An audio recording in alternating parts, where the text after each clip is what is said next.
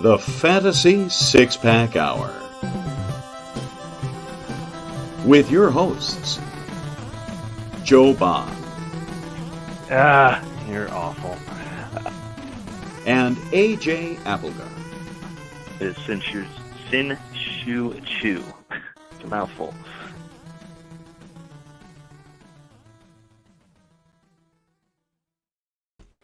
All right. Welcome to the Fantasy Six-Pack Hour. My name is Joe Bond, founder of FantasySixPack.net. With me, as usual, Mr. Robot, AJ Applegarth. What's up, man? What up? Oh, a lot. My kids are on extended winter break for snow days and now COVID, and I don't feel like my kids are ever going to leave the house again. It sucks. I'm tired. They won't. And then they'll turn 18 and still won't leave. So Don't, no. Welcome. Do not put your future. AJ voodoo on that. You are evil. You are evil for that. Merry Christmas. Oh my gosh. Well, speaking of Merry Christmas, Happy New Year, man. We are not wearing these fine suits and t-shirts for nothing, guys. It's not for New Year's. This is not a t-shirt. It is a tuxedo t-shirt. Okay. And a real clip-on rainbow bow tie. Rainbow tie. Okay. AJ is going about as mad as I am right now. So, yeah. Speaking of that, what I was trying to get to is we are going to be doing our fantasy football awards show. So let's have some fun tonight, man. Before we get into it, though, let me remind everybody, or I guess ask, please, nicely, to subscribe, follow us, leave those reviews, whatever you need to do on YouTube, Periscope, Spotify, iTunes, wherever you listen. Helps us out a lot, and we appreciate you doing so. Also, I need to just let everybody know and thank everybody listening that reads the site, whatever, just for an amazing 2021. This is the first show of 2022 for us. We set record highs in page views, readership, users, followers for the site, followers for the podcast, watches and listens everywhere. Like everything was phenomenal for the site. So, thank you all for reading and listening and watching and apparently coming back for more after you did it the first time, despite AJ being here. So, Why do you think they came back? I exude content. Okay.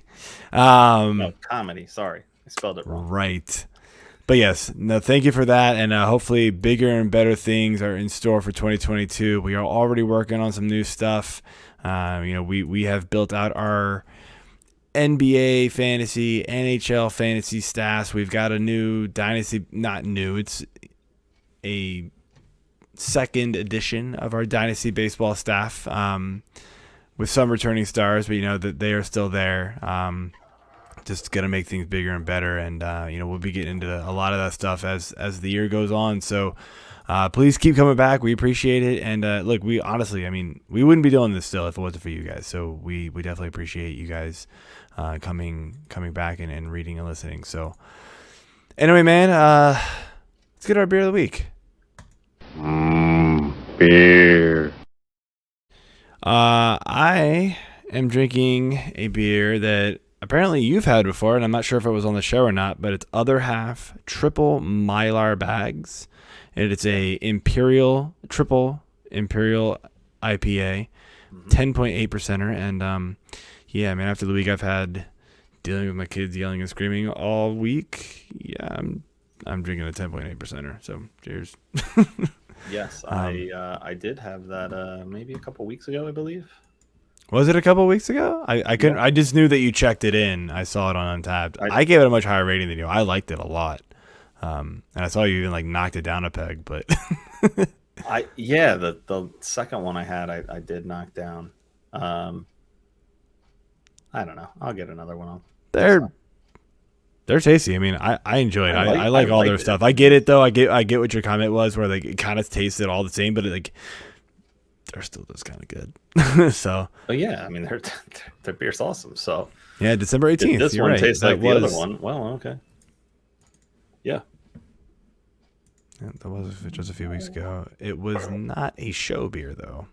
So first time we've had it on the show. Yes. All right, what you got? I myself am drinking the third of 4 beers that I was given for the Treehouse Brewing Co. This one is the Raven. Quote the Raven, drink some more. It is a black IPA, dark Cascadian ale, as they say. The ABV is only a 7%er, but no need to fear. As this is an award show, I will go ahead and give myself the award for drinking the most right now, because I have my friend,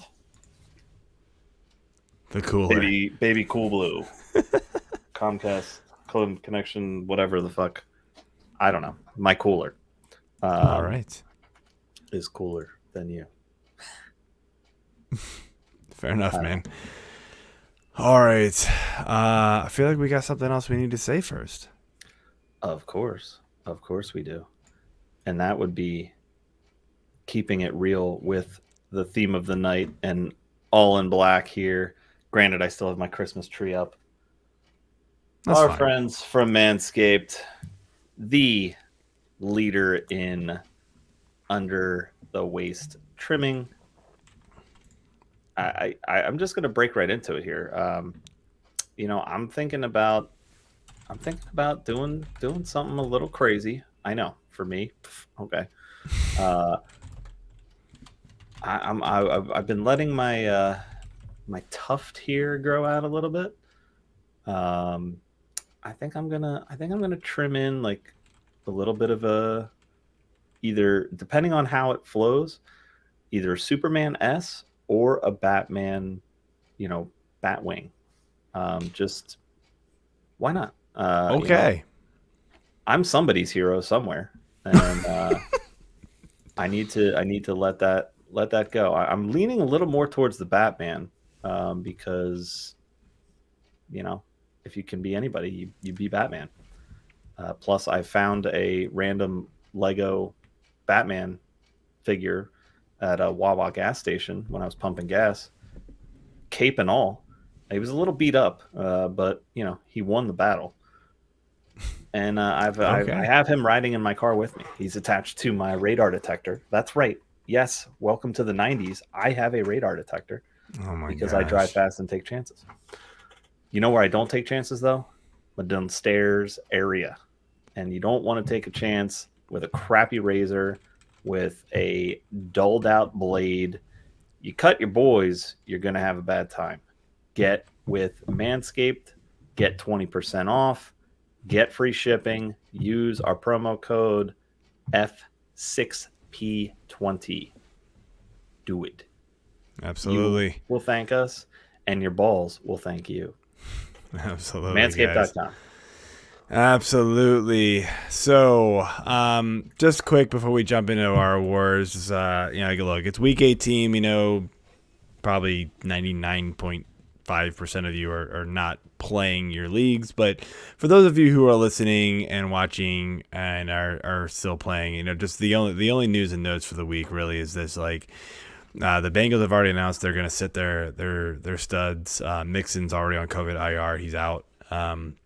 And then the Packers, they haven't announced that they're sitting everybody yet, which is just idiotic. But I can't fathom that they would risk Rodgers and Adams and Jones and Dillon and then some to get hurt in Week 18 when it is completely meaningless. They are the only team that has locked up the number 1 seed. So there's no way that they play them. But keep an eye out for other players that, if you are playing this week, other players who are going to be out because they're going to get rested or whatever. And then, of course, we always have to worry about COVID too. So that as well. And then the other news is Antonio Brown. I don't even know what to think with the situation. We saw the video of him leaving the sideline and it was dramatic. And, everybody, of course, is just throwing it to like the mental illness. And look, you know, we have no idea if that's actually true. Everybody just kind of goes there. He does do some, let's be honest, he does some pretty stupid things. And he's done it for many, many years. So it's very possible, but who knows? And, you know, he's trying to come out and say like it was an ankle injury. Like, I have no idea, but it makes for a fun story. I'm not going to lie. It is kind of just interesting to see it unfold.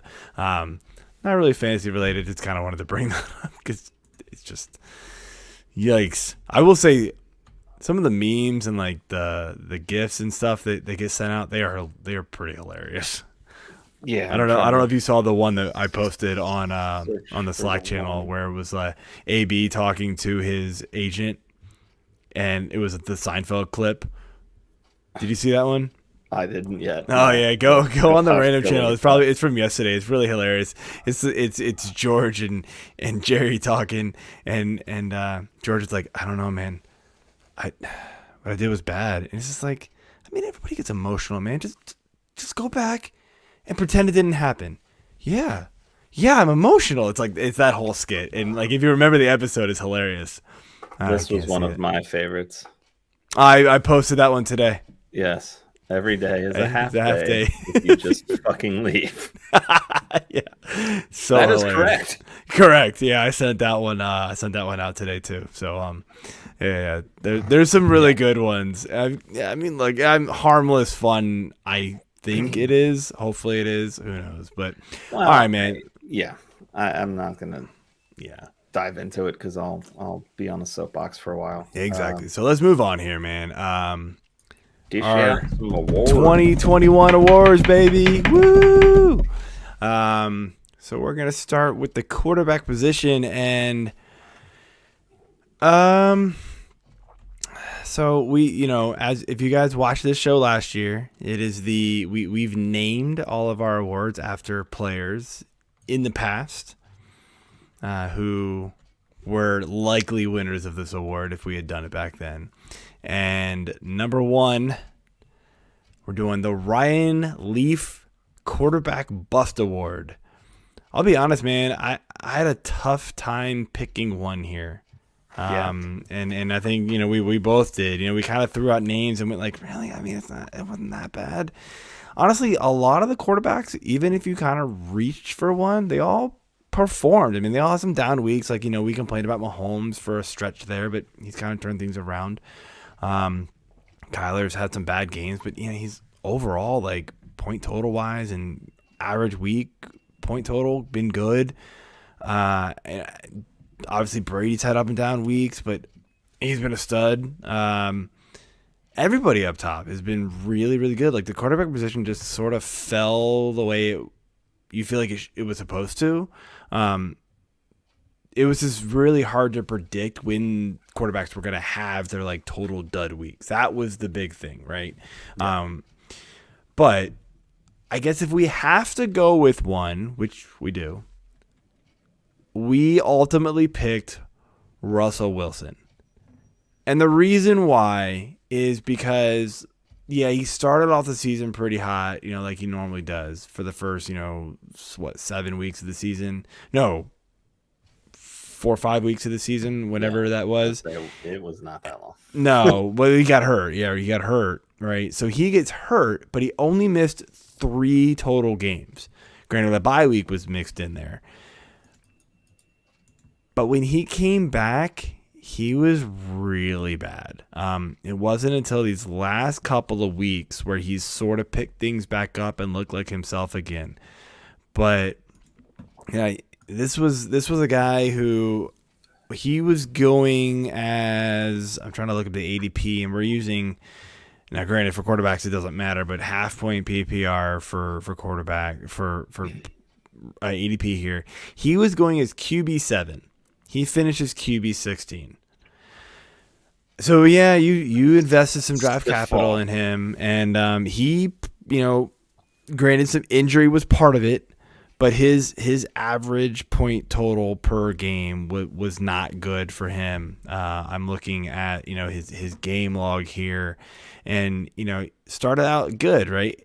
finished QB8, three. QB9, 19, not great, but then 10, and then, of course, he got hurt. So it was 27, right? That was the game he got hurt. And then missed 3 in a row, and then came back obviously too early. Those first 2 games were just atrocious for him, QB22, QB27. But then kind of bounced back and was like... at Green Bay after the bye, normally you're like, okay, well, we've got a bye to prepare for this Green Bay game. Yeah. But you're still coming off an injury, and I think they just forced him into that game. He had a 39.7 QB rating. He was 20 for 40. It was just brutal. It wasn't a game he should have played in. They got shut out 17-0. And then Arizona, you come back home and then you lose another game to Arizona, who now they're going to face this week. So it'll be interesting to see how that plays out now that he's kind of ramped back up. But I feel like they have to play him. They got to save face at this point. Arizona still has something to play for, I believe. Yeah, they do. Yeah. No, almost nothing has been decided in the playoff races, which is incredible for an 18-week season. I would have thought we would be done by now, but everything is clustered. It's nuts. Yeah, it's a lot of parity. So, yeah. Anyway, let's move on to our next one, man.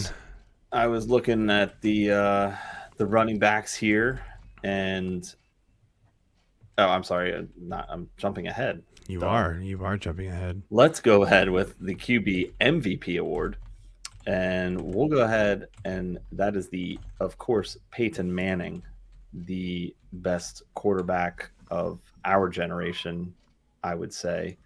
Probably.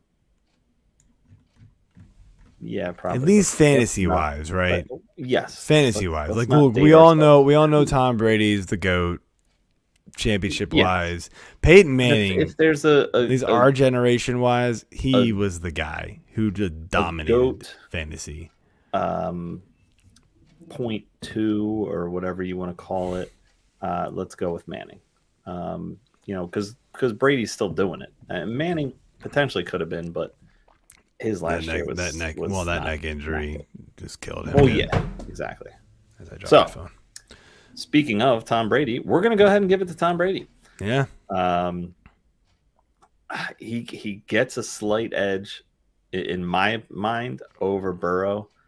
Granted, Burrow's last couple games are really what pushed him into where he was. Don't say.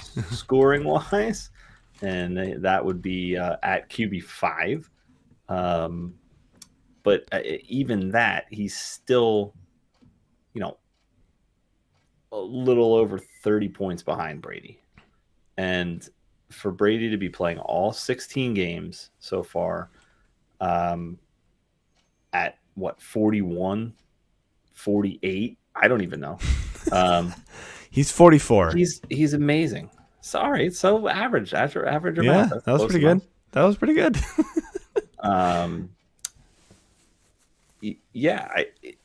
You don't see this. And when you do see it, it's usually like Jeff Hostetler or maybe even Jeff George.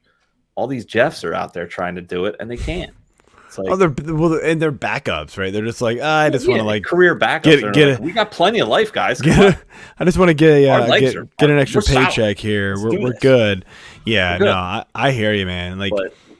It's a lot of people watching and listening are probably going like, well, what about Josh Allen? Look, I get it. Josh Allen is above everybody as far as total points. I'm not just picking the best players. They had to have done really, really well, right? But also the draft capital you paid for Josh Allen was far and away higher than it was for Tom Brady.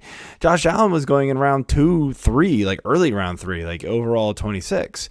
Mm-hmm. Tom Brady was going 4 rounds later. Burrow was going 4 rounds later than that. So, that's a huge argument for Burrow. But again, Burrow had that, whole middle of the year where it was just sort of what's going on? And, the very beginning of the year wasn't great. He was coming off the ACL, and all that stuff. So, it didn't start off super great for him. It wasn't bad, but he has propelled himself up the ranks here to even put himself into that conversation, which is just saying a whole ton about the talent that Joe Burrow is. So, but again, it is Tom Brady's award. So congrats to both the quarterbacks here for getting your award, or not. Absolutely. Congrats for the other one. Well, yeah. Sorry, Wilson. Here's your award for sucking. Maybe you don't suck so much next time, man. Yeah. All right. Well, let's bust into running backs. You're now running backs that I can do that, and I will say that 48 and 41, the average is 44.5. So that's math. Lawrence Phillips. Everybody remembers Lawrence Phillips, right? Yep. He's right up there with Ryan Leaf. We're aging ourselves. Sucks. But anyway. Our bust award. I mean, this one was tough. I mean, we had two really good candidates to give it to, and then a third kind of dark horse that I have to claim later. But it's going to Saquon. A, because suck it, Keith. It's the Giants. B, because we have to. Actually, that probably would have been B. No, that's literally it. That's our whole reasoning. Sorry, Keith. Because of the ongoing hatred I have for the Giants, and the ongoing love I have for saying "suck it, Keith" every week. Dude, Saquon was just such a disappointment this year. I mean, I get it. He's coming off an injury, this and that. Yeah, hey, guess what? So and he got injured this year too, so that's not helping. But I mean, no, it didn't help. And RB finishes this year are so bad, man. Like the fact that, I will give him a bit of leeway because of the injury and the climate that we're in with COVID and all the nonsense and everything, but I mean, this is a first round talent in good years, and I mean, it's just he doesn't have it anymore, and it sucks to have to say it. All right, shotgun question: who's going to have the better NFL career when all is said and done, Saquon or Miles Sanders? No. I don't know. I still want to go Barkley on that one, but no. The answer is suck it, Keith. Miles Sanders. Look, I mean, Saquon's was coming off the injury, got injured this year. Yeah. The offense lost its quarterback and never had a healthy receiver set. Just never got going. That whole team was just the whole team was just a dumpster fire. So some of it, I get it. Some of it is not his fault, but no. It was weird. Like, you watch the games and Booker looked faster than Barkley at times. But like, the big reason why he is the bust, right, is not because he got injured. I don't ever play injury into the bust. I mean, if I wanted to do that, it would have just been Christian McCaffrey, or Derrick Henry, right? But what the problem is that when he did play, you took him at RB5 or 6 probably in most leagues. When he did play, he was in half PPR RB 75, 76, 22, 31, 21, 11. That's fine. 33, 53. And then last week he even ran for 100 yards but didn't catch a single freaking pass. So he was RB 28 because of it. He was RB3 once and RB10 once earlier in the year, thankfully, because he fell into the end zone a couple times those weeks. That was it. He just wasn't good this year. And kind of the secondary player, and for very, very similar reasons, was Zeke. And Zeke, started off really hot, had a really good stretch there, but again was he had 3 weeks, 3, 4, and 5 was just crazy good, and then just kind of fell off. And I get he's got the knee injury and things like that, but Pollard was really getting a lot of work things in there, and so he just didn't really live up to the hype, but definitely not nearly as big of a bust as Barkley, unfortunately. So no, I mean Zeke's still currently sitting at RB6. Yeah, well, thankfully, a lot of touchdowns are doing that, and that early week hot start, that early season hot start. That's why he's where he is, and granted, he was obviously straight through the board, consensus 5, ADP. So I was gonna say actually, Barkley was RB. He was down 9 and 10. Yeah, but still, man, he's not finishing anywhere near that at this point. No, so. he's way farther off, and for Zeke to be consensus 5 and then be sitting at 5, it's like, well, but think about this though, but so you're talking about total points. Listen to this. Per game average for Zeke is 13.7. Not good. You wasted a 5th pick for 13.5 points. And for Barkley, you wasted a probably a 1st round pick for 9.5 points. Yikes! That's what kills you. That hurts. I mean that's we preach it every year. We talk about trying to get the best possible player you can in the 1st round, making sure that you're happy with your choice. Injuries happen. You can't predict them. But it's going to bite everybody. Going after somebody who's coming off an injury in your 1st round, be prepared to, have some rough weeks, or in Barkley's case, a rough season. And again, the re-injury did not help his case. And Pollard did not help Zeke's case. The last thing I'll say here before I hand it over to you for our MVP award is,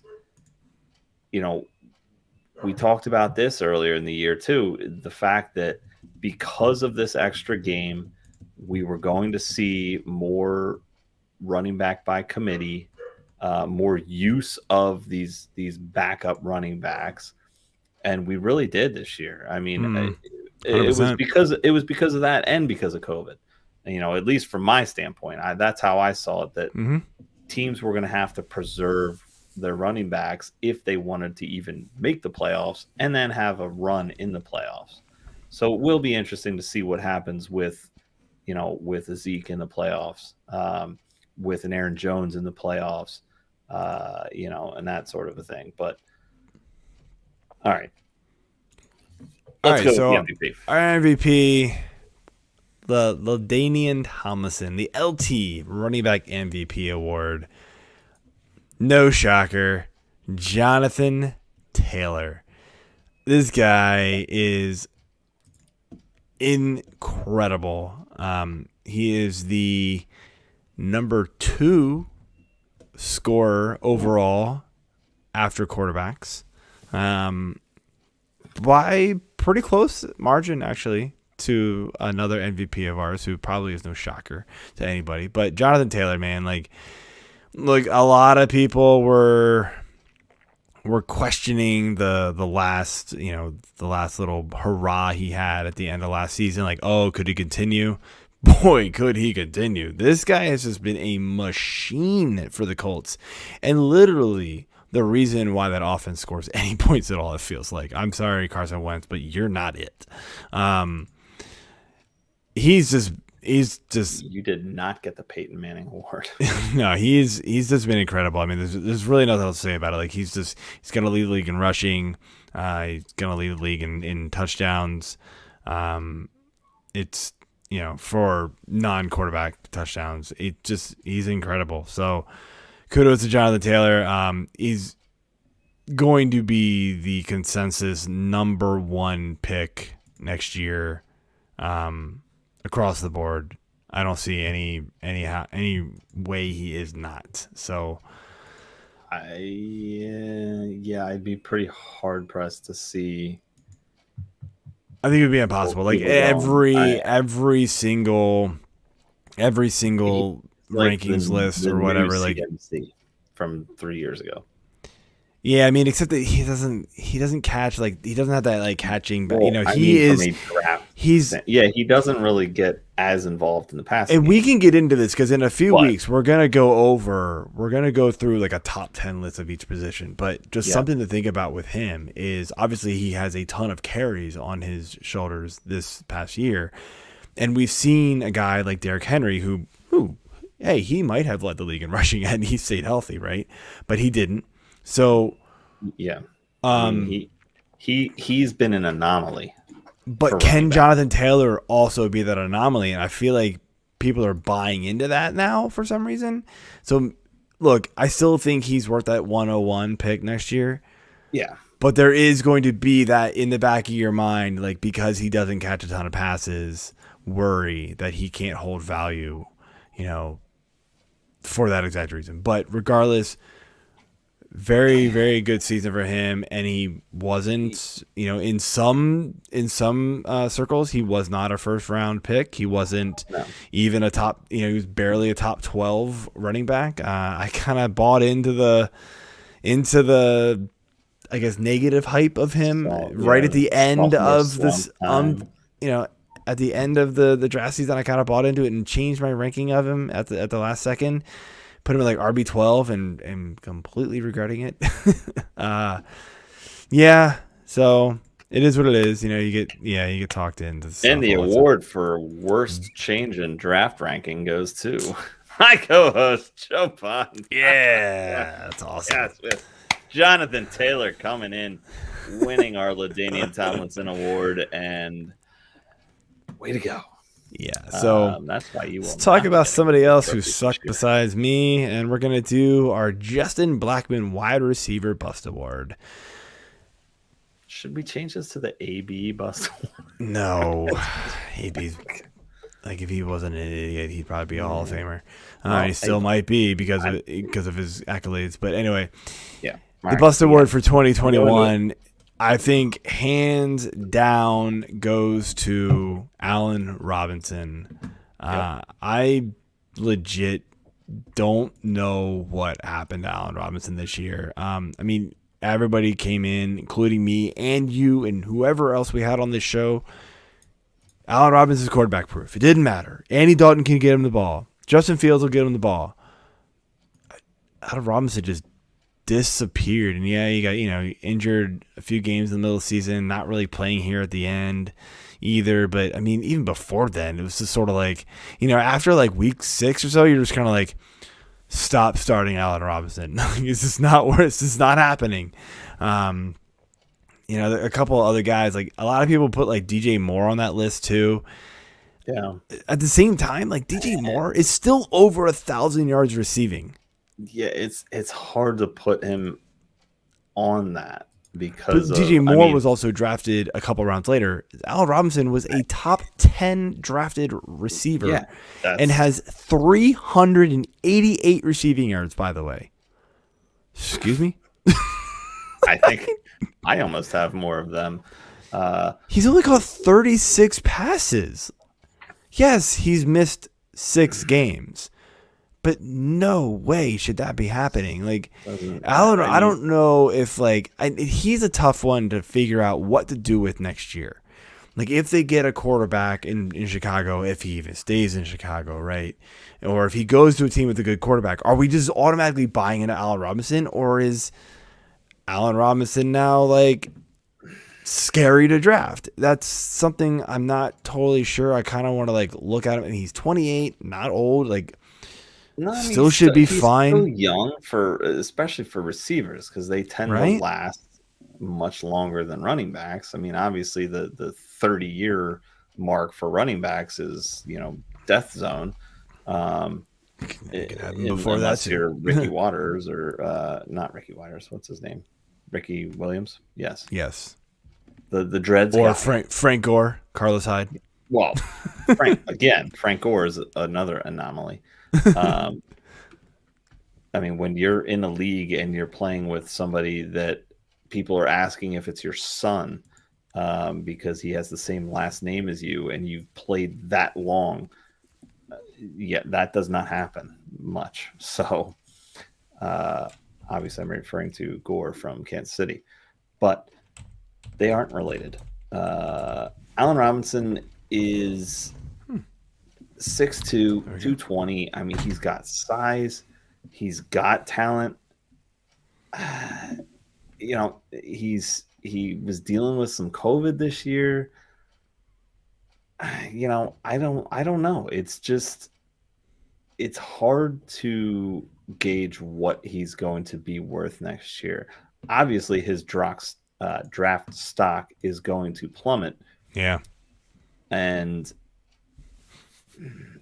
maybe we end up talking about him as a somewhat sleeper next year, depending on how he's doing over in the offseason. But I think it's going to depend on where he goes and what quarterback he has. So that's going to be a big deal there. So let's move on to our MVP, man. Give out probably one of the second most obvious, or maybe the first Randy most Moss obvious award for MVP here is going to Cooper Kupp. Shocker. Dude's gonna set almost every receiving record there is out there. So he was potentially the one that I was thinking. I don't think he's gonna end up being the 101 because people are still so running back, needy and heavy drafting. I wouldn't be surprised if there were some different types of leagues and whatnot where he was drafted as a first rounder, but or a 101. People are strange. I just think Jonathan Taylor will be 101. I've heard that Kupp could be 102, but I think people, and I don't know. Again, we can get into this later, but I'm not sure I'm chasing the Kupp, phenomenal year here. So that being said, unless you got two girls. My potential runner up here was Debo, but that's only because you had Kupp down. Yeah, I was like, and Debo, and Debo was cheap. He was going after Brandon Ayuk in drafts. Which that's always kind of laughed about him as a runner up. Ayuk was 36 and Debo was that's now. Sorry. Ayuk was wide receiver 23 and Debo was wide receiver 36 in drafts. And we said it in the NFC West show. We went good Ayuk was last year. Well, but guess what? Because Debo wasn't there. Right. Debo wasn't there. Kittle wasn't there. The running game wasn't, it was basically Ayuk and the running game, and that was it. And so everybody forgot. We said that in the NFC West division show that we did. And, Jeff Lambert, he agreed with us completely. So, yes. Yeah. All right. So let's move it on here to someone I think we both can commiserate on. And that would be the Dwayne Allen Tight End Bust Award. Mr. Darren Waller. Yeah. How dare you? How dare you? Suck us in to this. Darren Waller. You are the guy that we need to take at the 108 in Scott Fish, and we're walking away like just hand me the walking away, puffing our chest out. What's up, baby? What's up, baby? Bring it. No. Look, I will still say this with Waller, like his per game average in a half PPR league was 10.3. Now and for fifth best for tight ends. Now for Scott Fish, it was way higher because it's tight end premium. So like it wasn't a total bust as a per game thing as far as like he just ruined you. The problem is, and especially in redraft leagues, right? We're not talking about Scott Fish. Scott Fish is a whole different beast. But in regular redraft leagues, right, you drafted this guy as, late second round. He was still super duper early third round. Like he went on the turn a lot, late second round, stuff like that. Pick because you thought you were getting that phenomenal value, that phenomenal return at tight end to give you that huge advantage. And, we said the same thing with Kelsey. Even Kelsey didn't really do that this year. I mean, Kelsey and Waller like distanced themselves last year from all the other tight ends. Yes. And so everybody's like, go out and get these guys. Give yourself that. It was that, we were go like, go out get and get these guys. Right. We did the same thing. And a lot of people were buying into that too. And I don't know if it's going to be one of those, like, I'm just going to go back to what I did in previous years, because I still think that can be an advantage to get that like super stud tight end. But I also think that to a point, there is a group of tight ends at this point where they're all going to get you 10 to 7 points almost every week. And if they score a touchdown, they're going to get you 16, right? And you're fine with that. Yeah. And so then you can take more chances on running backs. Yes, they might bust, but it gives you more chances to take on those guys. And so if you bust on one, you've got the extra one, right? To where if you took a Kittle or a Kelsey early and they didn't really give you the benefit, yes, they are still top tight ends, but they didn't make as big of a difference as they did last year or even the year before. Yeah. To warrant the draft slot that you took them in. And so I think it's going to be a bit of a, I think some people are going to run completely in the other direction. I'm going to probably fall somewhere in the middle where I'm still going to be okay taking a tight end earlier than I used to do, but I'm probably not going to waste an early round pick on one this year like I did last year. Or, this next year like I did last year. Looking at the average, and again, this is half PPR, the top 14 tight ends that scored basically over 8 points a week. I mean, you would, if you narrow it down to the top 5, 1, 2, 3, 4, 5, you got Waller. He is the lowest average per score again, and he only played 10 games. Yep. He's the last one in double digits at 10.03. So the tight end position is still a barren wasteland for the most part. I mean, Kelsey and Waller they were difference makers last year. I mean, you saw Kelsey at 17.4 and Waller at 14.1, and then it dropped, and that's per game average. It dropped to Mark Andrews at 10, and then after that, I mean, Kittle was at 12, but he was hurt, and he's always an injury risk, so hard to rely on him. After that, you got like guys like Tonyan at 9.4. He was super touchdown reliable. Kelsey and Waller were the only two. They were the only two that like last year, and they were over 200 points easily. They were so far and away better, and they gave you that massive advantage at the position, kind of like catcher we talk about, right? Catcher gives you that if you can get the guy a catcher, it sometimes is worth it. So, and speaking of Mark Andrews, our Tony Gonzalez tight end MVP award goes to none other than Mark Andrews, a guy who sort of, I mean, he's not totally forgotten about, but his ADP was rounds behind Kelsey, Waller, Kittle. I think it was, look, he never saw the volume that he has seen this year. Some of that has to do with injuries to quarterbacks, Lamar. Some of that has to do with the receiving core just never really picked up. The running game just got decimated by injuries, so they had to pass a lot more. So he has seen a career high. This is only in 16 games. So if everybody wants to say, oh, it's 17 games. No, this is only 16 because we're doing it before the 17th game. He's seen a career high 138 targets. His closest career high is 98. He's already caught more than he had in career high targets. 40. Yeah. It's insane. He's caught 99. His career high targets was 91. Targets and one more catch. He's always been a good touchdown tight end, right? So he's caught 9 this year. That doesn't even tie his career high at 10. So he was a guy where he fell back in the tight end rankings because you thought the volume, you were worried about the volume with them bringing in Bateman. And then, of course, they had Dobbins, who was going to be a second-year stud. And they still had Gus Edwards. Both those guys get hurt. Sammy Watkins. Come on. And, so then Kyle Pitts comes in. I'm ignoring you. The ghost of Tom Joad showed up, and everyone's like, whoa. Yikes.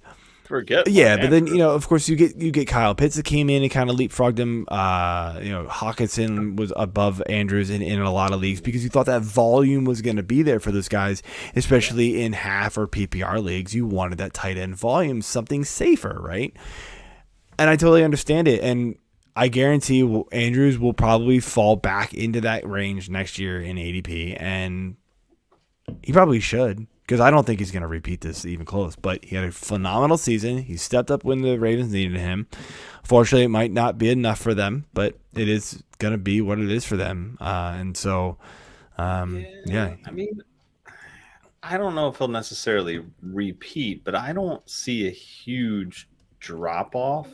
I think the volume will drop off. The volume will drop. Well, right. The volume will come down. Yes. His touch. So he will fall back into where he should have been ADP this year, that 4, 5, 6 range. Yeah. He'll be in with the Hawkins and Pitts and everything else range because the volume will drop. The targets won't be there. The catches won't be there. The yards won't be there. The touchdowns still might be there because that's kind of what he is. But you expect to get Dobbins and Edwards back. Dependable red zone threats. Yeah. Next to and he's been more than that this year, by the way. So he's been ridiculous in the red zone. He's been this year. Incredible. Not even red zone. He's been seeing like downfield targets. Like he's been catching like 30 25 30 yard passes in the end zone. Like he's been phenomenal. He's long in games. We got a 20, we got a 41, a 24, a 28, 21, right? 24. It's been so 39, 43, 28, 33, and 32. They may not even be touchdowns necessarily, but if you can stretch, most of them probably are, like but yeah, they probably are. But I mean, if you could stretch the field like that and just be dependable for a team that had so much injury before the season even started. I mean, it was, kind of almost dead in the water, and Baltimore's been good. And I drafted one of their good running backs every single freaking league I was in. And Yep, me too. All right, well, let's just drink to that because fucking running. So anyway, let's get into outside of the MVP awards. We're gonna get into our Gale Sayers Rookie of the Year. Look, there's some great rookies this year. We've obviously got Najee Harris. Mac Jones was sort of making a play there for a while, especially like real NFL Rookie of the Year. But we're talking fantasy Rookie of the Year, and I know there was a good chunk of the season, especially in the middle there, where it seemed like teams sort of caught on to him, and they should have. But he started out as one of the best receivers in football, had kind of a lull for about 4 weeks there, and has just blown up, especially in championship week, if you happen to get there with him. And if you did, almost guaranteed that you won. Mr. Jamar Chase, Mr. I can't catch footballs in the preseason, Jamar Chase. I have no idea what that was about. He does have quite a few drops.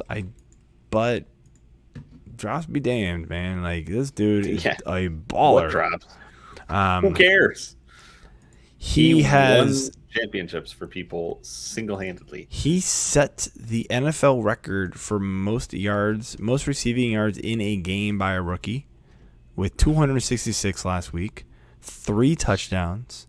I guess he just blew up, man. Like him and Burrow obviously have something special, and so as much as we, nobody really hated the pick. Nobody was like, "Oh my god!" Like. This is such a terrible pick, but it was sort of like you desperately needed O-line for your, for your quarterback coming off of an ACL injury. And so it was just one of those, like, how do you not do that? And so, but look, they can now address, they won the NFC North. They're going to, and Jamar Chase was a big reason for it. So, go out and do what you got to do. They can address O-line next year now. Wide receiver 4 right now. Yeah, he's above the other youngin that everybody likes, and that's Justin Jefferson, barely.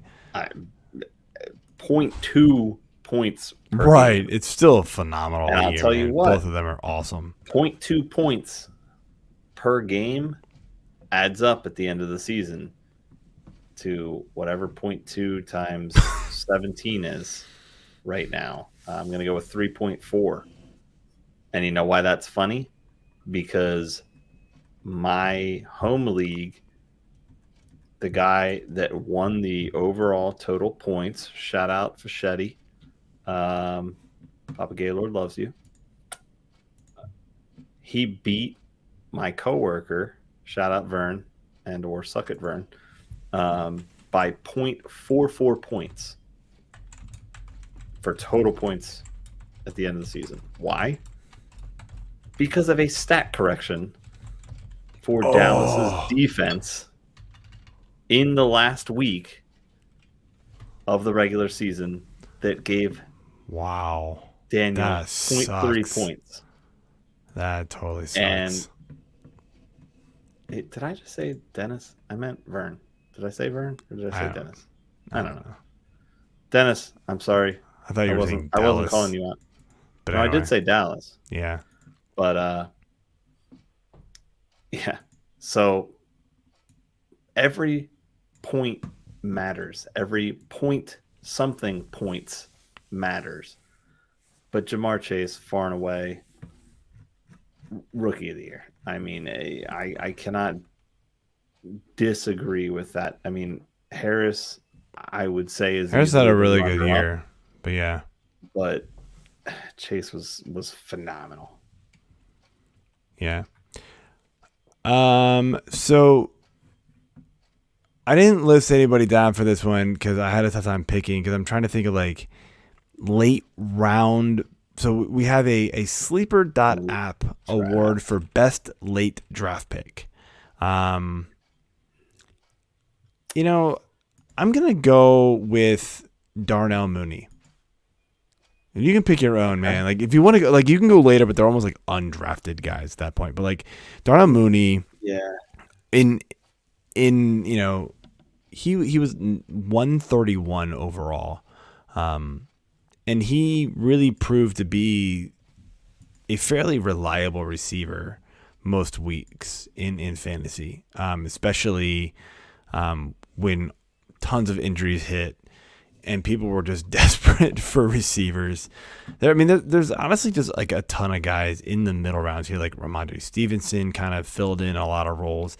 There wasn't really a ton of guys that just like really just jumped up the rankings, except for like really just undrafted guys. And like one undrafted guy, and it really didn't take until the end here, was Amon-Ra St. Brown. But I mean, he was sort of a nothing early on, but he was sort of undrafted, very right? Late round or undrafted. His ADP was 200. You know, I took him the like third to last round in our crab cake league, and then dropped him after week like 6. Yeah, if he because was he was nobody. If he was drafted, he was dropped. Yeah, because he was an anchor for your team, dude. It was nothing. You're like, all right, this is the rookie that I'm taking a chance on. If he doesn't show up, he's my first drop. How about this one?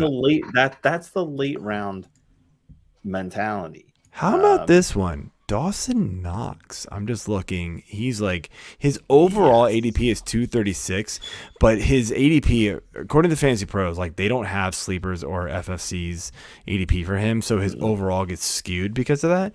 But his ADP for just lost him. His ADP for Yahoo and Fantrax was 153, and then Fantrax was 288. I think they have a lot of like randomly anyway, Dawson Knox, man, he could be one. So I just think there's not really anybody that just kind of like flew out to me for this one. It's somebody who was like actively drafted super late that really jumped out. And I'm talking late like super double digit rounds. What's that? What you got? Is there a voice speaking? Hold on. Oh my gosh, producer Mike LaPlante, what's up, man? I got one here for you. How about Jalen Waddle?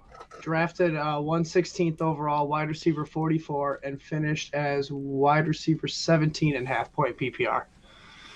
That's a good one.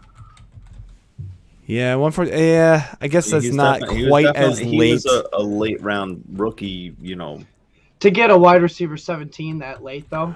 Right. So I'm thinking if you divide his ADP of 114 divided by 12, he's a 10th round pick, a middle 10th round pick. That's on the border for me. So I try to go a little later than that, which is why I even kind of hesitated to mention Mooney because he's a couple rounds later than that. But it's good. Yeah. I mean, I'm looking. There was Elijah Moore was down there, but I mean, he had a couple hot weeks. Waddle's probably the best as far as like if you're just gonna go with like double digit. But I was trying to go deeper than that. But nobody last year. I feel like we had a really phenomenal one. And I can't remember who it was now. But that being said, let's move on to our next one, AJ. All right. Well, speaking of the story that I just told, we'll go ahead and go with my homie and yours, Reggie White. Maybe not as much yours. The Reggie White Award because he's an awesome human being. He's cool, but I mean, not like he was on any of the. He's not like he was on the team I root for. He's cool with me, AJ. He played for the Packers. He's fine with me. Thank you. Good guy. Rest in peace. He played on great teams with storied traditions. So it's not shocking you wouldn't understand that. The Reggie White Award for Best Value D/ST. As much as it pains you to say it, you know it's true, and I hate to say it too. Do you want me to say it? Dallas Cowboys are. Hey, at least not the New York Giants. You don't have to say that, right? Suck it, Keith. Can we just hashtag Suck it, Keith, and just figure this one out? Them a value award. We're not going to give them a positive award. We're going to give them a Suck it, Keith award. All of you Giants. Oh man, Keith, I love you. These fries are good.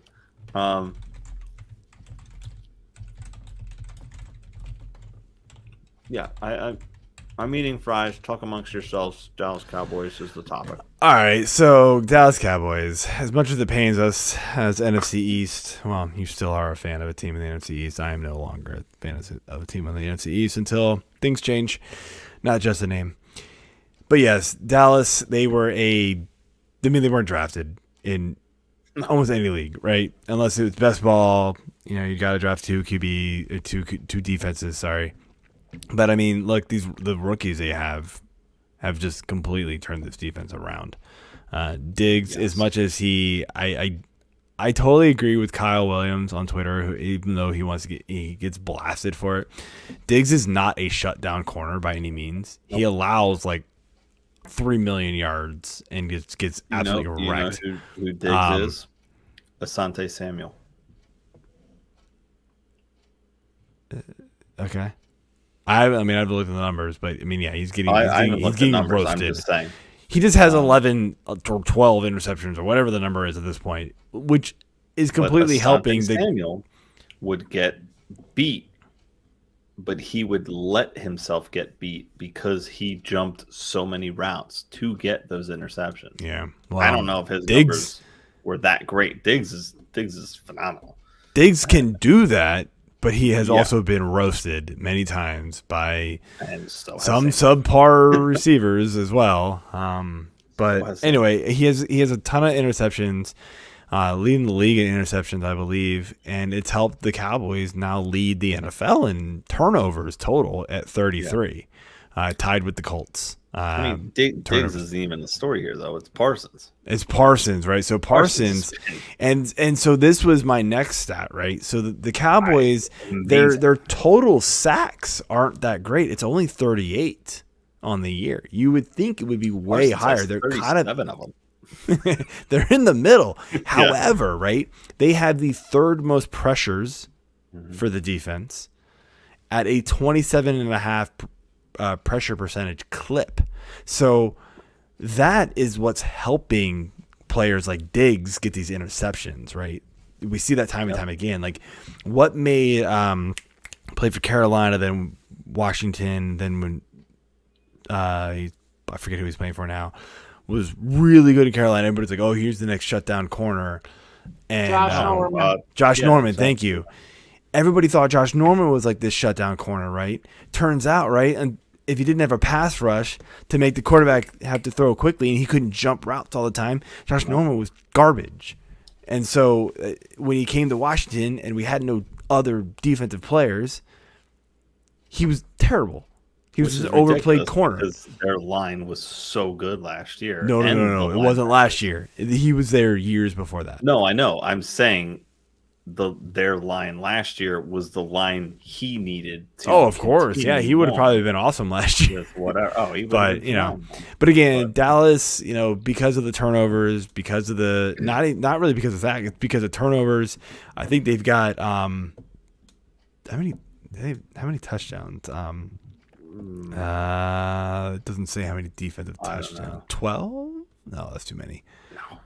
No, that's way too many. Maybe. But anyway, I feel like they have quite a few defensive touchdowns, and a lot of them are Diggs because he keeps getting pick sixes. 6 defensive touchdowns. 6. So, I mean, that's just helping. Like, again, they have vaulted themselves into a top fantasy defense. Helps they play the NFC East when they play Washington and the dreadful Giants, 4 times a year combined. In old school traditional fantasy seasons, that would be one every other week of the regular season. So pretty solid. Yeah. So our next award here is the JaMarcus Russell Award for biggest draft bust, and we're gonna go back to one, and so we don't have to harp on it too much here. But it's unfortunately Saquon, man. It was a first round pick. Keith. He was a first round pick. Has a terrible per game average when he has played. Has missed time. Best banner ever. That's awesome. I love it. Gotta have some fun here on the last Keith, show. We love you. Yeah. But yeah, I mean, we don't need to say too much else because we already kind of said everything. But Saquon and or Keith enough, and the Giants. So, I mean, it's never bad. I mean, there's never enough. Let's not go I will say I am a Saquon fan. I still like his talent. I still think he's a good player. He just needs to get away from the Giants, or the Giants need to somehow miraculously get way better. I don't understand. So, move it on. He needs to not be injured, but yeah, that too. So, what do we got next? I guess I did say I am. I forgot I did 2 in a row here. So yeah, next up here, we're doing our Arian Foster Award for best undrafted player, and I know I mentioned a couple already. Amon-Ra could be an easy one there that you could go after, but nobody, not a single person I know, outside of like a Scott Fishbowl or like super deep best ball leagues, drafted Cordero Patterson. Cordero Patterson was an afterthought, and for very, very good reasons, because he's awful. Is he? And he's been literally like nothing for 7 years. So for him to come out and do what he did early on this year, he's kind of fallen off lately. Like, they've just really cut his workload out for whatever reason, and it just doesn't make any sense. But I mean, this guy he's running with a purpose. He's a running back now, by the way, for those of you who don't know. He used to be a receiver, which was kind of like, oh, this really tall dude is now going to run the ball. He's 6'2". He looks massive running the ball because he's 6'2", and you don't see a lot of those. But yeah, I mean, he's just usually 5'11". Yeah, they're like my size, and 20 pounds bigger and all muscle instead of a bunch of fat. So 6'2". Right, Derrick Henry is also a different beast. I get this, and we know that. That's what I'm saying. But yes, if you're Cordero Patterson. I'm sorry. Derrick Henry is 6'3". Damn, yeah. My you're bad, right. Henry. You are. Yeah. I apologize. He's also like 6'3", 250, isn't he? 247, yeah. Yeah. Massive. He is a beast. He is a But yeah, brick CP, shit man, house kudos to running down the him for, just I have this mentality of like, I'm just going to go out and do it. Like, I'm in. Like, you know what? It's been 7 years. Screw you guys. I've screwed around enough. I guess it's time to play football. Yeah. So, Yeah. kind of a slow end here. So, teams that got far with him because he was performing very, very well. Probably didn't finish very well with him, but he's easily the best undrafted player in my opinion. There's nobody else that comes close to the production he was giving. So not at a consistent rate, at least. Yeah, I almost had him as, my own personal LaDainian Tomlinson running back award, because JT was the obvious one, and I was like, I do have another one actually. I was like, I just gotta say this one. Ooh, it's gonna be tight, but no. Well, but then I looked, I scrolled down our agenda, and I was like, yeah, no, this is where he belongs. Can I give one more? Just as like maybe they can share the award, because I'm just looking at it now. No. How about Elijah Mitchell? Yeah. Yeah. Granted, Elijah Mitchell was off and on because he was injured, but holy crap, he did so well. He wasn't undrafted until super undrafted. Or very minimally drafted until. I'm trying to think. So if I look at per game, Cordero Patterson was 13.8 and Mitchell was 13.4. Just Patterson played 4 more games. So that matters. Wow, so I'm going to give Patterson the edge because of it. But Mitchell was, when like he played more than that, like compared to Mitchell. Honestly, when Mitchell got the starting gig and like ran with it, he was better than CP. He literally ran with it. He was over 100 yards 1, 2, 3, 4, 5 times, almost 6 times. He got 91 yards. 5 times. Yeah, just he was so good. But they both very good players there for that one. So yeah. All right. Moving on here to the next one. Start to finish things out here with our second to last category, and that would be our friend Mr. Bob Lung, the Mr. Consistency Award. Clearly it's Cooper Kupp. I searched for this one. I was, pulling a Bob Lung, if you will, to try to find somebody other than Cooper Kupp that we could have potentially given this to. And there's Eckler was the only other person that was kind of close, but even Eckler had, a few down games, plus he's had, a little bit of injury stuff. Kupp has just been ridiculous. We pretty much already talked about this, but let's just go ahead and rehash it again. The targets are, he's had 2 games where his targets were under double digits, and one of those 2 games he was at 9, the other at 7. He caught 6 of the 7, and he caught 7 of the 9. The 7 went for 115 and a touch. The 6 went for 95. You fucking dick. And a touch. And that was last week against Baltimore. But he's still catching touchdowns in like every single game. It's just enormous. He has 15 touchdowns. And even in the games where he doesn't score, he's like catching 0.9 touchdowns. Freaking game. Like in week 12, when he went 7 for 96 and didn't score a touchdown, everybody's going like, "Oh, what the hell?" But it's just like, this fucking guy. What is he, a giant? He's still like just incredible. Like, his bad weeks were like 15. Thanks. You I'm so asshole. mad at you, Cooper. How dare you pull a Darren Waller on me like this? 0.9375 is the number of touchdowns divided by 16 weeks. The number of I would 30 go ahead point and say half that's PPR pretty weeks. GD consistent. Yeah. Like not even just the number of like 30 plus, but the number of 20 plus point weeks from him was just like phenomenal. 1, 2, 3, 4, 5, 6, 7, 8, 9, and that's in half PPR. If you go to full PPR, he's like almost always over. 1, 2, 3, 4, 5, 6, 7, 8, 9, 10, 11, 12, 13. Yeah. If you got him in a PPR league and you didn't win, I have no idea how that's not possible. And I was like, what am I doing? How did I? Yeah, know? I mean, he's one of the big reasons why I was as far as like, as good as I was through the regular season in Scott Fish. I fell into him. I wanted Robert Woods ahead of him. Yeah, as a lot of people did.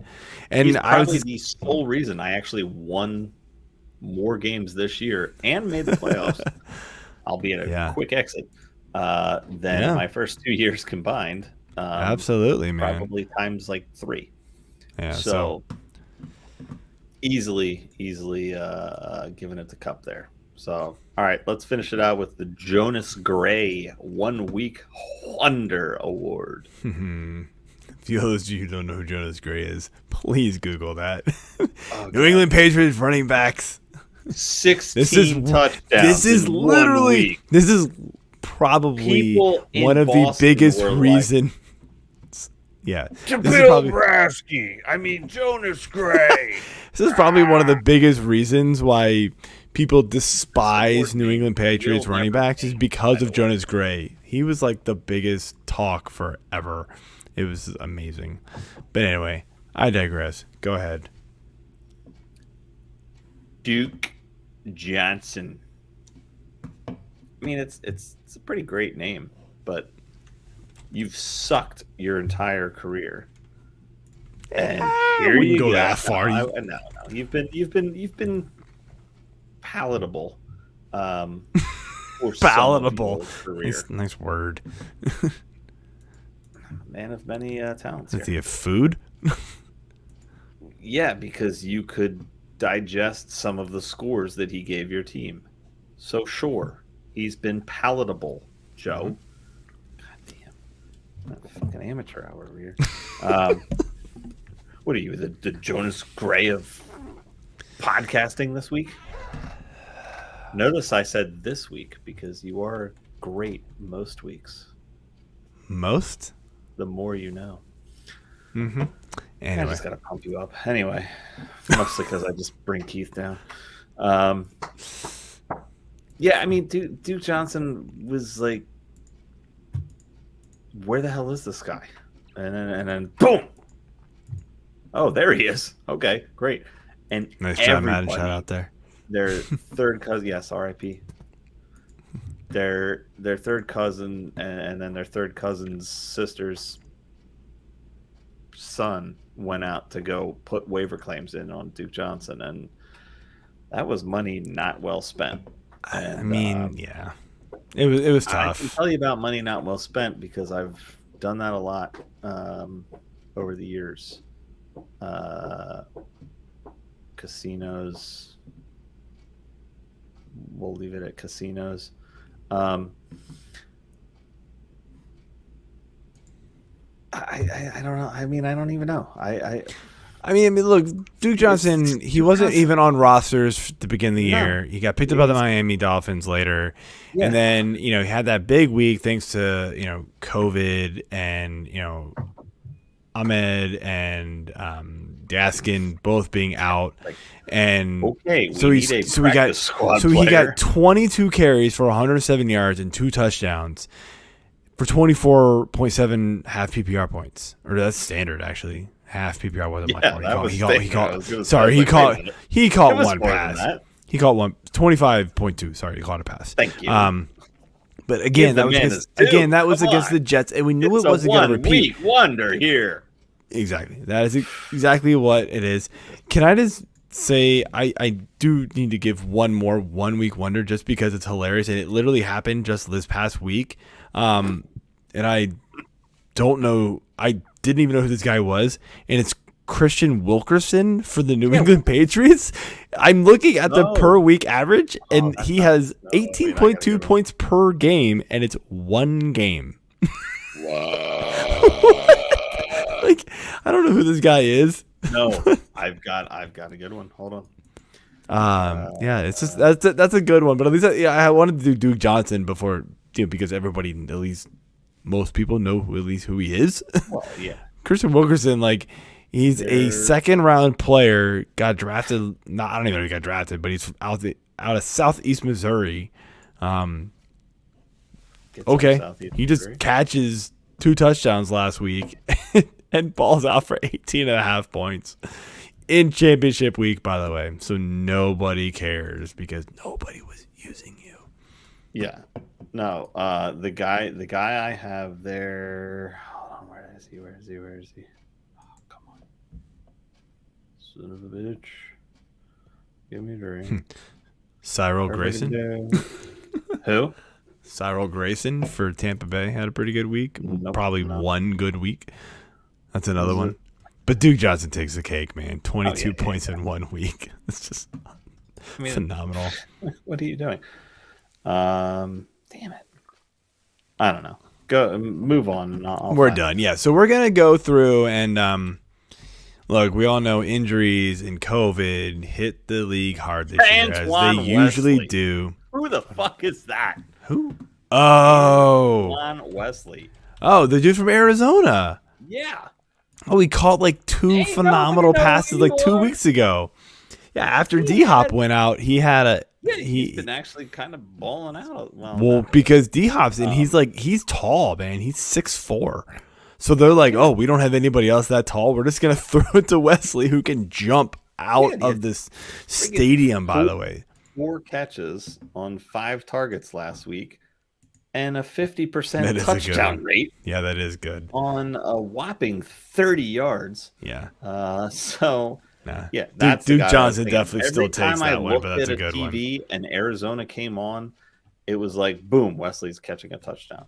I'm like, what the fuck? Yeah, pretty much. I looked at the TV twice. So, yeah. All right, so we're going to finish up here with our 2021 all-injury team. Oh, so I'm going to start here with quarterbacks. And honestly, there weren't a lot of quarterbacks that got, look, we could go with the Kylers who got hurt for a couple games, things like that. But I'm talking guys that, like, got hurt and just really kind of sank your season because of it, right? There weren't a lot of very relevant quarterbacks that got hurt for a significant amount of times that we cared about. Obviously, we got the Fitzpatricks, got hurt. Preseason, done. Nobody was super relying on him. Same thing with Sam Darnold. He got hurt early. Tyrod. Nobody really was like, oh, my season's over. I'm done.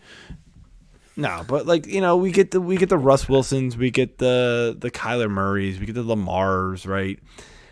Who have been banged up kind of, throughout the season. I think the most impactful one probably has to be Lamar.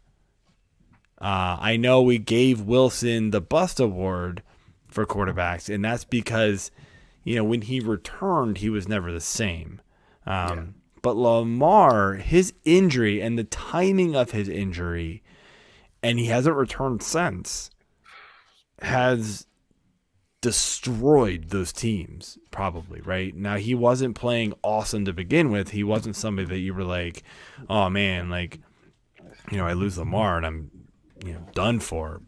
Sometimes, you were kind of questioning, like, do I start Lamar? Because he had some pretty rough weeks, but you were probably starting him more often than not. Let's put it that way. So, he's the guy I would go after. You could flip-flop between him and Wilson just because Wilson kind of was the same way. He still sort of is. So, I don't know. That's kind of where we go with that one. I'll let you give the next one here. We're going to do, our team is a standard fantasy roster of a quarterback, 2 running backs, 3 receivers, a tight end, a flex, and we'll give a couple bench guys just because we're angry and we don't like injuries. Yeah, I was on board with the Lamar because it was every week you're like, oh, well, maybe I'm not playing because I have an illness. It's not COVID, but I'm not vaccinated. Maybe he needed the poop. Like I had to take a shit at halftime, and I thought halftime was longer. Sorry, I'm really into air quotes right now. Probably because I'm very mad at the fact that I pulled a Stone Never-Ending Haze IPA, which apparently is only a 4% alcohol by volume. I mean, I might as well be drinking water. That's like an injured beer. What's going on, dude? Seriously, yeah. Welcome to the all injury team. Stone Never-Ending Haze IPA. I mean, your never-ending disappointment is more like it. All right. Rip through Obviously, these, man. the We got running these backs. extra We got easy. Derrick Henry and CMC. Yeah, I mean, no brainer. Crushed teams. I'm one of them. CMC came back to be consensus overall good. number one, number He two. was ADP. number one easily. And Henry potentially should have been, and he was a monster until the injury. And I'm going to go ahead and blame myself for that because I probably mentioned the word durable and Derrick Henry in a sentence. Go ahead and re-listen to our podcast. I guarantee you that I did, probably multiple times. You want to know what's scary about CMC? Yes. So I took out the games that he got hurt in. Now, he played 5 healthy games this year.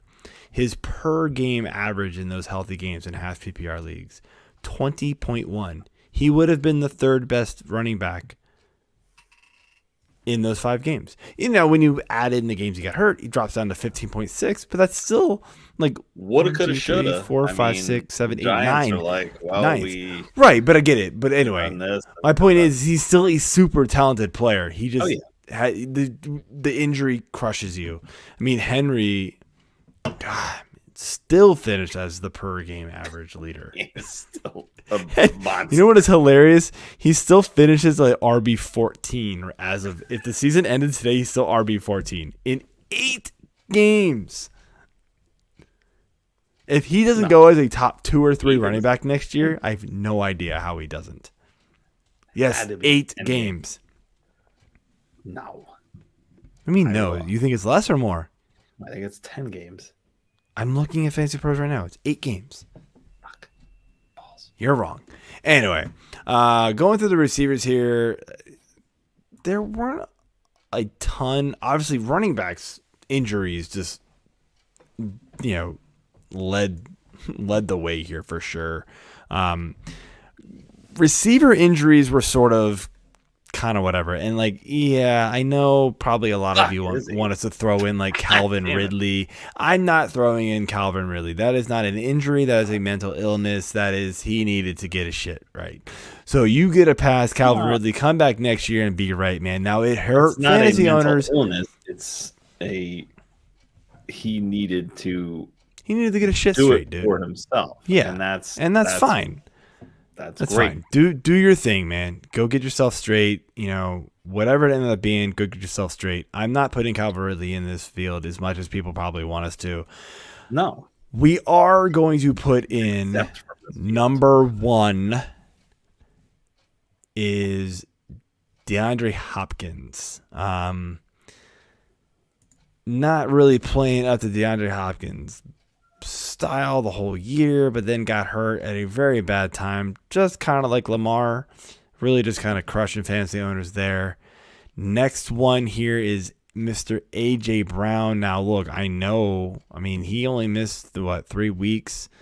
Yeah. It felt like he was always questionable, always this, always that, never really super healthy, and apparently there's been reports that he was kind of playing through an ankle injury. And so maybe that's what it was. But again, you're landing on the all injury team. So there you go. If you're playing through an injury and still not performing, hey, guess what? Yeah. You're injured. I would Sit out. say if you don't want to throw in Brown or D-Hop, I would throw in a Julio Jones, who is still being drafted very high. So that could be one where, okay, fine, flip one of them, maybe a D-Hop. The last one here is obviously Robert Woods. Robert Woods, despite not really living up to expectations, that was the Cooper Kupp pick instead. But still, in PPR and half PPR leagues, he was still a top 10 receiver. Yeah. He was still playing phenomenal ball, and got hurt, after those 9 weeks. 12.7 average. He was being very consistent for you. Very good. He was doing exactly what you wanted him to do. So, those are the receivers here. You want to give the tight end to the flex, and then I'll finish off with bench. I do indeed. Tight end was kind of a toss up here between. Sorry, you know what? We missed one for receiver. We forgot to mention Juju. Yeah, we missed that one. My bad, guys. Totally missed that one. Not that he was doing awesome, but you expected a lot more out of him. So for him to get hurt as early as he did, that sucked. Especially where you drafted him. So yeah, maybe switch out D-Hop. Fell down. Yeah, but maybe throw D-Hop and Brown out. Maybe swap out Brown. Well, maybe throw out D-Hop and Brown and throw in Julio and Juju. Those would probably be where I would go now that I'm thinking a little bit more about it. Anyway, tight ends and flex. Solid. I mean, Kittle and Gronk is who we have here for tight end, and it's kind of a toss up between the two. Gronk, he had the time off, and then he came back and won another touchdown with Tom Brady. They went on a yacht and did God knows what, and came out really drunk. Air quotes again. Can I say Logan Thomas and Hawkinson maybe instead, who got hurt and never really came back? Yeah, I would agree with Logan Thomas more because he was still drafted as he was drafted very high as a tight end. So I think Logan Thomas actually wins this award if I had to pick one for real. Maybe Tunyon if you really want to go, but he was trash beforehand. He wasn't. Yeah. I mean, people that were trying to rely on him he was until last year, and then everybody jumped on his jock this year, and he didn't do anything but get injured. He's the second coming of Jermichael Finley.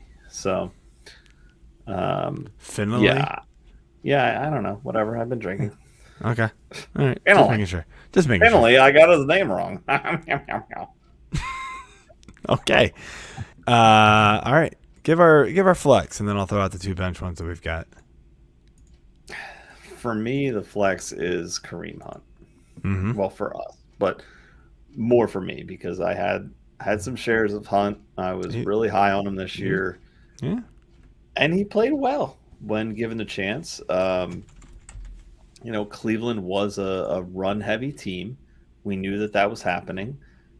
He performed well when Chubb was there and didn't really shine as much as we would like when Chubb wasn't there last year. But then this year, we felt it was a different year, and he just still didn't do it. So, I got to go with Hunt because you were looking at him in drafts thinking, I'm getting, Chubb light 4 rounds at least later. Yeah. So. Oh yeah, I mean everybody likes Hunt, especially in half PPR leagues.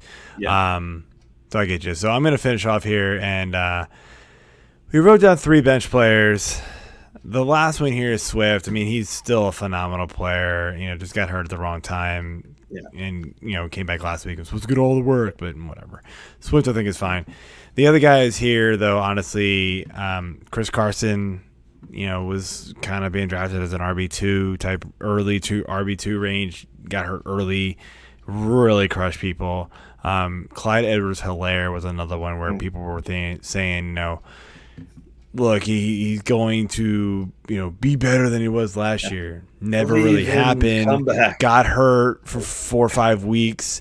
even when he came back. And because he got injured, the team realized, oh, maybe Darrell Williams actually might be better. So they just kind of kept riding Darrell Williams a little bit more and using him a lot more. So the injury didn't really keep CEH out of games as much to put him on the all-injury team as a lot of these other players get put on there for. But because he got injured, he lost his role. Yeah. Meanwhile, Darwin Thompson's like, "Hey, hello, I'm still here." That's funny. All right, so I'm afraid to do this. I'm gonna let you go first, but maybe I'm gonna do this on purpose because I need to clean up things. But we're gonna do the. I will introduce this award. I mean, so we're gonna do a player each that both of us are a little irked about for various reasons, and this award is called the player who pissed AJ off the most. So go crack open a beer, bring it back. No, try to keep it a little short, AJ. Did. You don't need to. I had already finished the Three Floyds Holy cow. Brewing Co. Okay. This one is actually probably the perfect one for this because that's a middle finger. Yeah, that is good actually. I like that. Three Floyds Brewing Corp. Sorry, Space Station Middle Finger, American Pale Ale. Shout out Nick Tonetti, my boy, bringing this back from Indy for me. But I'm already about halfway through the blizzard of hops from Trogs. You know what? The player who pissed AJ off the most this year was AJ. Me. Myself and I. Didn't see this one coming. No, you did not. Not only did I finish dead last in my home league that I've been running for 20 plus years, and have probably multiple championships in, but I somehow figured out a way to F myself out of 2 championship games in the Crab Cake League, which you were in, and in a league that you got the second place money in, which I should be owning the first place money in. Yes, you should. Because I damn near doubled you did. And Scott's score. Wow, I have various reasons why that happened. Thanks, AB, for leaving the field. It doesn't matter. I would have. I told you would have destroyed 72 points. Told you would have destroyed us. The player that truly pissed me off, Mr. Braxton Berrios, because that's your fault. No, again, that's my fault. No, you should be mad at stupidity. Travis Kelce is the person you should be mad at. Nope. No, you should be mad at Adam Humphries. He's the guy you picked up. Game because guess who talked about Travis Kelce? How about we don't be mad at COVID? Is that cool? Let's just do that. 2 weeks. I don't even know what I just said. I think I just said 2 weeks a year. We don't even know. Nobody knows what you're talking about. I meant ago. Yes, I mentioned Travis Kelce being out for the semifinals week on our podcast 2 weeks ago, yet managed to keep him in my lineup in the Dynasty 6-Pack League, where I also have Mark Andrews, Gasecki. I have like decent tight ends that I could have easily plugged in there, and I don't think that was the 20. Was that the game LaPlante where I had the Burkhead on the fucking bench with 28 some points? Yes. Could have beat Whoa. Yes. Damn it, Kevin. Fucking fuck. You're welcome. But Kevin got smashed in the championship, which I also would have gotten smashed in the championship by back-to-back winner. Still, you would have been there, man. So I would have been there. I would have won more money. I'm mad at myself for sucking at this year. It's sucking over Christmas week, and yeah. I blame the NFL for that. I think it's stupidity that they have games on Shut Christmas. Up. I'm on a soapbox. Not only did you fuck everybody by making Christmas on a weekend for this year and somehow fucking with the that moon the and NFL's the fault? calendars, millenniums ago. But then you go ahead and air a documentary about a great football mind and kill the son of a bitch. Oh Fuck my you, God. Roger Goodell. You were dead to the All right, world. so I'm gonna move on here. I'm out. AJ, you want to announce the award since that's what I did for you? The player Joe wasted a lot of hot air on was. I feel like I should have a balloon where I let all the air out. I should have done that. There are balloons over there somewhere. Anyway, poor planning. All right, stop it. Yeah, I mentioned him earlier. It is Mr. Mike Davis. A hard runner-up is Darren Waller, and we already kind of said why. We both touted heavily to go after Kelsey and Waller. But Mike Davis was that, look, I wanted to go heavy after like one running back, right? One early running back. And then I wanted to kind of load up on some receivers. And then I thought Mike Davis is just sitting there for the picking. He was a prime candidate to take over that Atlanta running game and be really, really, really good. Because look what he did in Carolina last year. And he's got like no competition. Where the fuck did Cordero Patterson come from? Week 1, I'm going like, what's happening? And then week 2, I'm like, oh my God, this is real. Week 3, I'm going, Mike Davis sucks. And then week 4, and I literally just held on to him all year because running backs just started dying. So it was like, well, I had nobody to pick or nobody to pick up and can't drop him for anybody and whatever. So yeah, sorry everybody who trusted me to pick up some Mike Davis. Thank you for support. All year long. We love it. Don't listen to me about Mike Davis ever again. I at least ate my own crow there and drafted him pretty much everywhere and crashed and burned in almost every single one of those leagues, except for the one league I actually did drop him on, which was the Crab Cake League, which, AJ, I don't know if this is just like karma, but you actually picked him up and then your team loses. Maybe it's Mike Davis' fault. And then I touted him. And I lost because of my own stupidity, not because of Mike Davis. I'm going to guess you lost because of Mike Davis. So maybe you should be pissed at Mike Davis. Just saying. All right, guys. And ladies and gentlemen, thank you for listening to this show. My thin glasses for you tonight. Okay. You're going to come at me with that? Okay, keep eating your french fries.